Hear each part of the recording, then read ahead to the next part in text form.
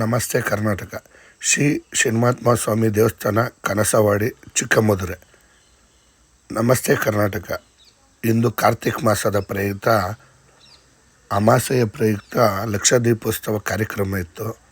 ಸ್ನೇಹಿತರೆ ನೋಡ್ರಿ, ದೇವಸ್ಥಾನದ ಸಿಬ್ಬಂದಿ ವರ್ಗ ಹಾಗೂ ಮುಡಿಮಂಟಪದ ವರ್ಗದವರು ಹಾಗೂ ಅನ್ನದಾಸೋಹ ಕಾರ್ಯಕರ್ತರು, ಸ್ನೇಹಿತರೆ ನೋಡಿ, ಬೆಳಗ್ಗಿಂದ ತುಂಬ ಚೆನ್ನಾಗಿ ಟೇಬಲ್ಗಳ್ನೆಲ್ಲ ಹಾಕಿ ದೀಪಗಳ್ನೆಲ್ಲ ಜೋಡಿಸಿ ತುಂಬ ಚೆನ್ನಾಗಿ ವ್ಯವಸ್ಥೆ ಮಾಡ್ಕೊಂಡು ಸಂಜೆ ಇರೋದ್ರಿಂದ ಬೇಗ ಎಲ್ಲ ಮಣ್ಣಿನ ದೀಪನೇ ಸ್ನೇಹಿತರೆ. ಇದು ಮಣ್ಣಿನ ದೀಪ ಜೋಡಿಸಿ ಬತ್ತಿ ಹಾಕಿ ಎಣ್ಣೆ ಹಾಕಿ ಎಲ್ಲ ರೆಡಿ ಮಾಡ್ಕೊಂಡು, ಸ್ನೇಹಿತರೆ ಶ್ರೀ ಶನಿಮಹಾತ್ಮ ಸ್ವಾಮಿ ತಾವು ಬಂದು ಕೈ ಮುಕ್ಕೊಂಡು ನೀವು ಇಷ್ಟಾರ್ಥಗಳನ್ನು ಈಡೇರಿಸುತ್ತೆ.